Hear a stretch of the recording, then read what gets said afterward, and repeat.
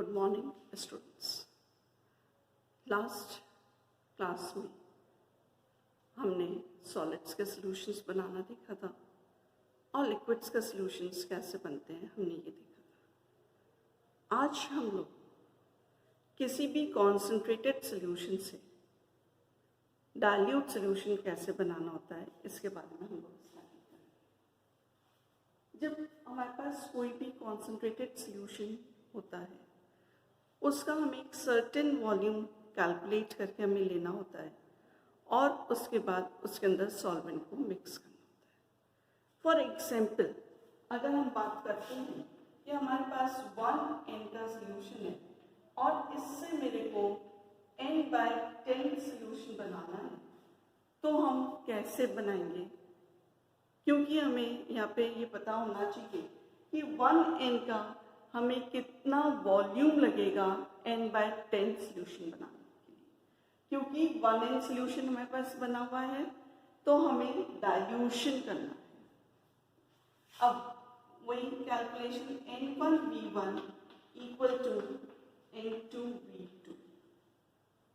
1n का हम कितना वॉल्यूम लें कि हमें n/10 का 250 मिलीलीटर में सॉल्यूशन फॉर्म हो जाए। अब V1 हम कैलकुलेट कर सकते हैं n/10 into 250 upon 1n।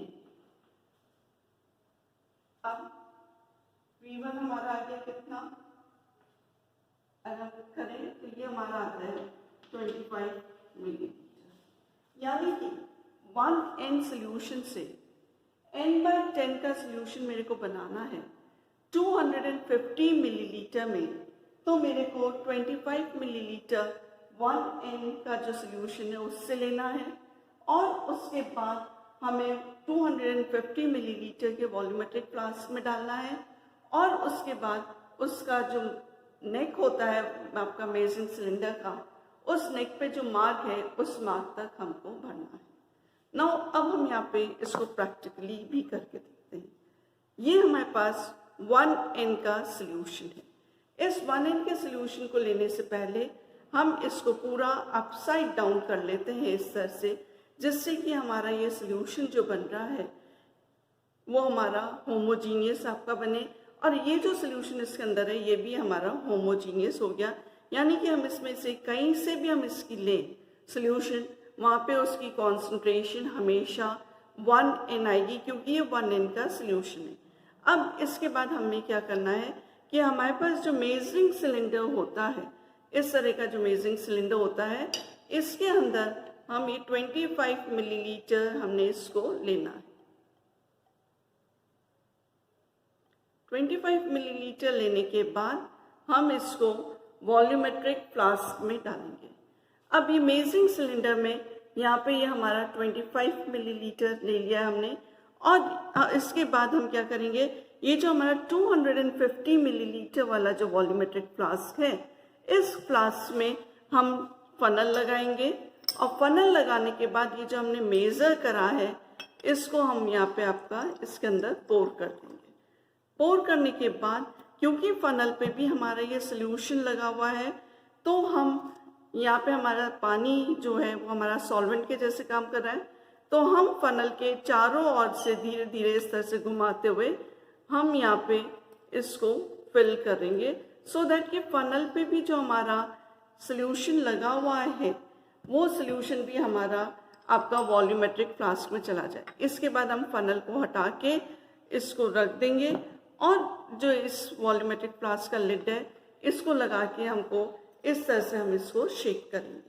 Shake करने के बाद यानी कि जो हमारा सॉल्वेंट था यहाँ पे वाटर और जो हमारा सॉल्यूशन था वो हमारा पूरा मिक्स आउट हो गया है और उसके बाद हम इसको धीरे धीरे करके यहाँ फनल से भी डाल सकते हैं या आप ऐसे भी डाल सकते हैं। धीरे धीरे करके हमें इसमें अपना सॉल्वेंट डालना है और सॉल्वेंट को हमें आपका जो यहाँ पे निशान होता है वहाँ तक हमें आपका फिल करना है।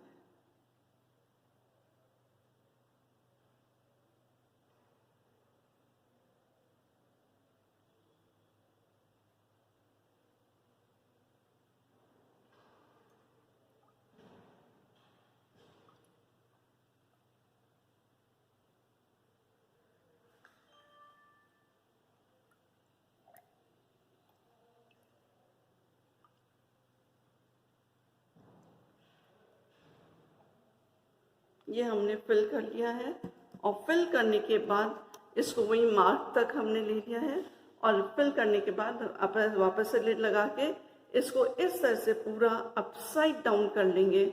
और जब हमने इसको पूरा अपसाइड डाउन कर लिया है तो ये जो हमारा सोल्यूशन बना है, ये सोल्यूशन हमारा है n/10 का, क्योंकि हमें n/10 का सोल्यूशन बनाना है और ये हमारा 250 मिलीलीटर में फॉर्म हो गया।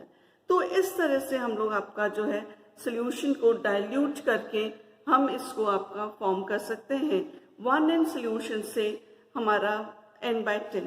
अब n/10 सोल्यूशन जो हमारा होता है, इसका मतलब ये होता है कि इट इज 1/10, या इसको हम कह सकते हैं 0.1n भी कह सकते हैं। अब कई दफे आपसे पूछ लिया जाता है कि 1n से आप 0.1n सोल्यूशन कैसे बनाएंगे। 0.1n का मतलब भी यही है आपका 1/10 हो गया। अब इसी तरह से मान लीजिए आपको बनाना है n/100 का सोल्यूशन बनाना है, तो n/100 का सोल्यूशन बनाने के लिए हमें क्या करना है कि इसका मतलब ये हुआ कि 1/100 पोर्शन 1/100वां हिस्सा हमें लेना है 1n सोल्यूशन का। अगेन वही कैलकुलेशन करेंगे, n1v1 इक्वल टू n2v2 और 1n का हम कितना वॉल्यूम लें कि हमें n/100 250 मिलीलीटर में फॉर्म हो जाए। अब वही होगा हमारा कैसे, v1 will be equal to n/100 into 250 upon 1n, तो ये हमारा आ जाएगा 2.5 मिलीलीटर। अब n/100 सोल्यूशन बनाने के लिए हमें क्या करना होगा कि जो 1n का है उसका हमें कितना लेना है, 2.5 मिलीलीटर लेकर हमें उसको डाइल्यूट करना होगा। यानी कि इस मेजरिंग सिलेंडर में हम यहाँ पे आपका 2.5 लेंगे, किसका, इस 1n सोल्यूशन का हम 2.5 लेंगे। और जिस तरह से अभी हमने आपका n/10 का सोल्यूशन बनाया था, बिल्कुल उसी तरह से हम n/100 का भी फॉर्म कर सकते हैं। अब हमारे पास कई दफे ये होता है कि हम आपका सॉलिड्स जो हमारे होते हैं उसका हम आपका कैसे बने। फॉर एग्जाम्पल यहाँ पे हम आपका लेते हैं ऑक्सैलिक एसिड। ये हमारा होता है डाइहाइड्रेटेड होता है, यानी कि इसमें आपके 2 वाटर मॉलिक्यूल्स हमारे रहते हैं। ऑक्सैलिक एसिड का इक्विवेलेंट वेट होता है 63। अब यदि हमें आपका 1n सोल्यूशन बनाना है तो इसका मतलब है कि हम 63 ग्राम्स ऑक्सैलिक एसिड लेकर उसका अगर हम 1 लीटर सोल्यूशन में बनाना होगा तो हमारा 1n सोल्यूशन होगा, यानी कि नॉर्मल सोल्यूशन आपका होगा। अब मान लीजिए मेरे को इसका ऑक्सैलिक एसिड का 1n नहीं बनाना है, मेरे को बनाना है n/10 सोल्यूशन बनाना है, यानी कि जो इसका तुल्यांकी भार है उसका मेरे को 10th पोर्शन लेना पड़ेगा, 10वां हिस्सा लेना पड़ेगा, यानी कि 63 divided by 10 which comes out to be 6.3 grams. अब 6.3 ग्राम्स हमें लेना है और उसके हमें आपका 1 लीटर में हम बनाएंगे तो हमारा n/10 का सोल्यूशन बनेगा। और हमें इसको 250 में बनाना है, यानी कि 6.3 ग्राम्स का भी हमें 4th पोर्शन लेना पड़ेगा, क्योंकि 1 लीटर का यानी कि 1000 मिलीलीटर का 1/4 पोर्शन होता है 250 मिलीलीटर। तो इस तरह से भी हम यहाँ पे आपका जो सॉलिड्स है उनके भी हम लोग आपके सॉल्यूशंस बना सकते हैं। अब हमारे पास आता है मोलर सॉल्यूशन। मोलर सॉल्यूशन के लिए भी हमारे पास कैलकुलेशन वैसे ही होगी, और जब मोलर सॉल्यूशन फॉर एग्जांपल हम वापस से आपका ऑक्सैलिक एसिड ही लेते हैं जो कि हमारा होता है डाइहाइड्रेटेड होता है, इसका मॉलिक्यूलर वेट होता है 126, यानी कि 126 grams when present in 1 litre of solution, ये हमारा होता है 1n सॉल्यूशन होता है। अब मेरे को इसका बनाना है, सपोज करिए n/40 सॉल्यूशन मेरे को बनाना है। इसका क्या मतलब हुआ कि 126 डिवाइडेड बाय 40, तो ये हमारा जो भी आता है कैलकुलेट करने पर, तो हमें इतना ग्राम, सपोज करिए ये मेरा x ग्राम आ रहा है, तो हम x ग्राम को तोलेंगे और तोलने के बाद हमें इसको 1 लीटर बिलियन में अगर हम बना दें तो हमारा हो जाता है m/40 का सोल्यूशन। किसका? ऑक्सैलिक एसिड का। अब मान लीजिए मेरे को बनाना है m/100 बनाना है, तो m/100 के लिए हम क्या करेंगे, यहाँ पे हमने m/100 ले लिया और 126 डिवाइडेड बाय 100, तो ये हमारा आ जाता है 12.6 ग्राम।